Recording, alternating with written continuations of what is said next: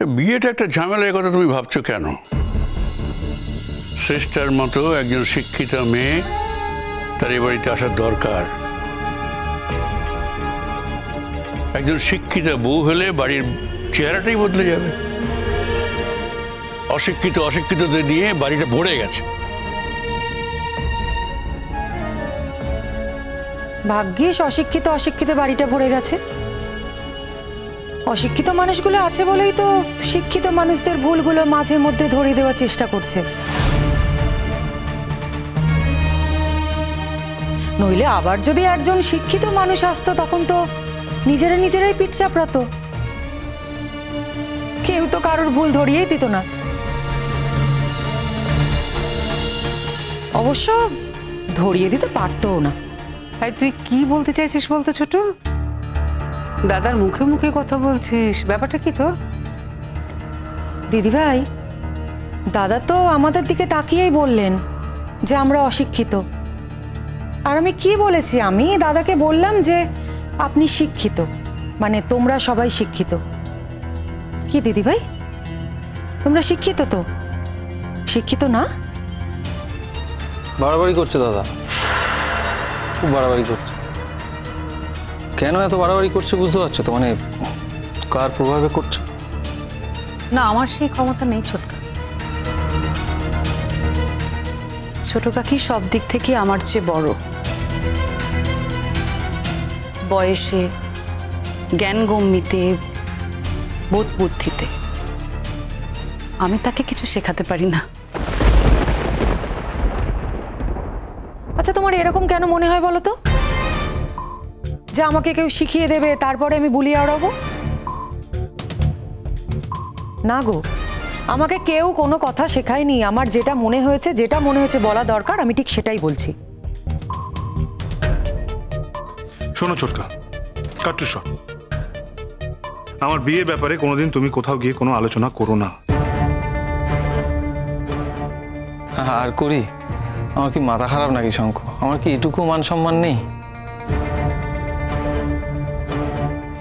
কিন্তু বলছি, ওই শ্রেষ্ঠার মা বাবাকে এখন কি বলা হবে? আমি তো কোনো শ্রেষ্ঠার বাবা মাকে কোনো কথা বলিনি। জেঠিমণি যদি বলে থাকেন তাহলে জেঠিমণি ঠিক করবে। কি বলবে?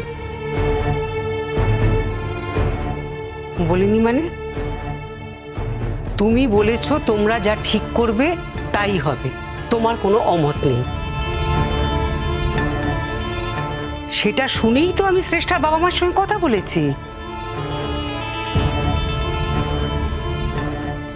জেঠিমণি, এক্স্যাক্টলি আমি কি বলেছি আমার মনে নেই। আর যদি আমি বলেও থাকি তাহলে সেটা আমি সবাইকে কনভে করতে বলিনি।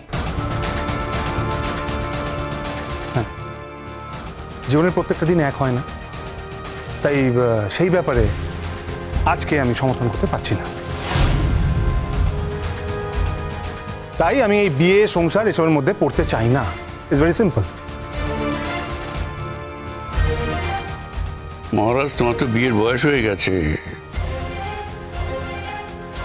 বিয়ে না করার তো কিছু নেই, বিয়েটা তো তোমাকে করতেই হবে। জেঠুমণি, এখন আমি কমফোর্টেবল নই। এই মুহূর্তে আমি বিয়ের কথা ভাবছি। ওকে, ঠিক আছে ঠিক আছে, এই মুহূর্তে তুমি ভাবতে পারছো না। আচ্ছা ঠিক আছে, তুমি বলো কোন সময়ে, মানে কোন সময় তুমি বিয়ে করতে চাইছো? বলো, আমি সেটাই বলবো। 1 বছর, 2 বছর? শঙ্খ, মেয়েটারও কিন্তু বয়স বাড়ছে। হ্যাঁ দেখ শঙ্খ, তুই যে শ্রেষ্ঠাকে বিয়ে করবি এটা নিয়ে তো কোনো সন্দেহ নেই। সমস্যা হচ্ছে সময় নেই। মানে তুই এক্ষুনি বিয়েটা করতে চাইছিস না, কদিন বাদে করবি, তাই তো? তা করবি, কদিন বাদে করবি, কি সমস্যা আছে? কেউ তোকে কোনো চাপ দেবে না, কোনো জোর করবে না। আসলে কি বলতো শঙ্কু, মানে সত্যি কথাটা বলে দিই, মানে আমরা আসলে খুব এক্সপেক্ট করছিলাম যে বাড়িতে অনেকদিন ধরেই কোনো আনন্দের বিষয় হয় না, তো তোর বিয়ে শাদী হলে একটু আনন্দের ব্যাপার ঘটবে, আমরা সবাই মিলে একটু আনন্দ করবো, বাচ্চাগুলো আছে বুঝেছি তো, হ্যাঁ? কিন্তু না, জোর করে তোকে কিচ্ছু করতে হবে না, তোর যখন ঠিক মনে হবে তুই তখনই বিয়ে করবি, বুঝতে পেরেছিস? দেখ শঙ্কর, আমাদের কপালে যদি এই মুহূর্তে সেই আনন্দ না থাকে, ঠিক আছে আমরা পরে আনন্দ করব, কি সমস্যা আছে? বৌদি তুমি এক কাজ করো, তুমি বরং শ্রেষ্ঠার মা বাবাকে বলে দাও যে শঙ্খ এই মুহূর্তে বিয়ে করতে রাজি হচ্ছে না। না না, বিয়ে করবে, ও বিয়ে করতে রাজি আছে, মানে কয়েক মাস বাদে করবে, এই আর কি। তুমি বুঝিয়ে বলে দাও ওর বাবা মাকে, আমি নিশ্চিত যে ওর মা মা ঠিক বুঝে যাবে। ঠিক আছে তো শঙ্খ? ছোটকা, তুমি আমার বিয়ের ব্যাপারে ইনিশিয়েটিভ কেন নিচ্ছ বলো তো? না না, এই পৃথিবীতে তো আরো অনেক জিনিস আছে, সেই ব্যাপারে ইনিশিয়েটিভ নয়। যেমন ধরো দিয়া ময়ূরী, ওরা দিন দিন বিগড়ে যাচ্ছে, ওদের স্বভাব চরিত্র নষ্ট হয়ে যাচ্ছে, তুমি ওদের ব্যাপারে একটু ইনিশিয়েটিভ নাও।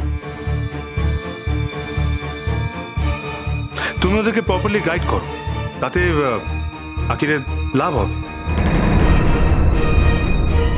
দেখো, বিয়ে খুব একটা সামান্য ব্যাপার, আমি কবে বিয়ে করলাম কি করলাম না, কি 2 বছর বাদে করলাম বা আদৌ করলাম, দ্যাটস ভেরি পেটি থিং। তাই বলছি, সেটা নিয়ে তোমরা অত মাথা ঘামিও না প্লিজ। মহারাজ, আমি তোমার কোনো কথার কোনো মানে বুঝতে পারছি না। জেঠুমনি, আমি খুব পরিষ্কার করে বলেছি, আমি এই মুহূর্তে বিয়ে করতে চাই না। বেশ, তোমার বিয়ে নিয়ে আমি আর কোনোদিনও কোনো কথা বলবো না।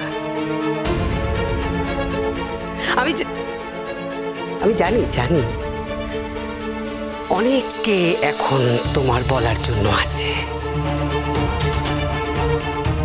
অদিতি রায়চৌধুরী এখন কলকাতায় আছেন, আমার কোনো প্রয়োজন নেই।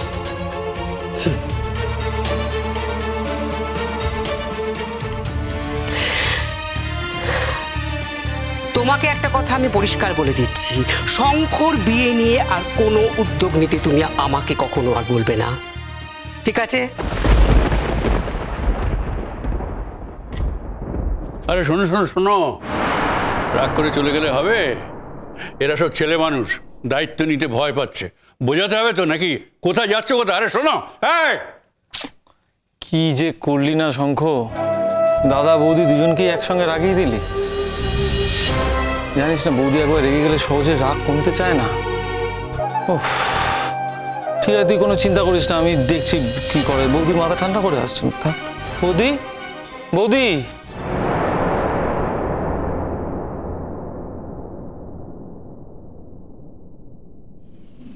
শঙ্খ,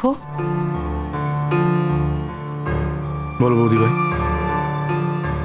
আমি তো সম্পর্কে তোমার বৌদি হই, যদিও তুমি খুব রিজার্ভ ধরনের ছেলে, ঠাট্টা ইয়ার্কি এসবের মধ্যে একদমই থাকো না, তাও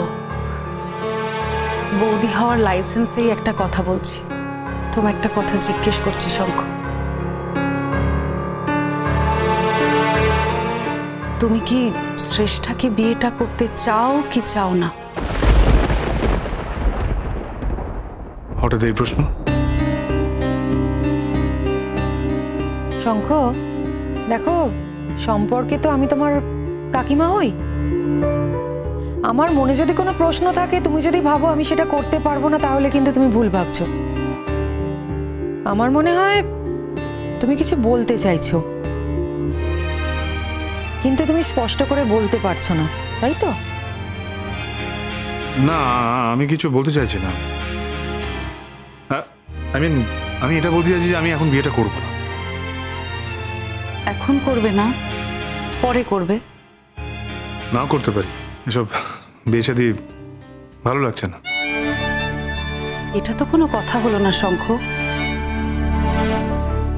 তুমি যদি শ্রেষ্ঠাকে বউ হিসেবে পছন্দ নাই করো, তাহলে সেটা পরিষ্কার করে বলে দিচ্ছ না কেন? বৌদি ভাই, আমি চেষ্টাকে যে আমার স্ত্রী হিসেবে পছন্দ করেছি এই কথা কিন্তু আমি নিজে বলিনি। তাছাড়া তোমরা সবাই জানো যে শ্রেষ্ঠার সঙ্গে আমার সম্পর্ক বহুদিন আগে ভেঙে গেছে।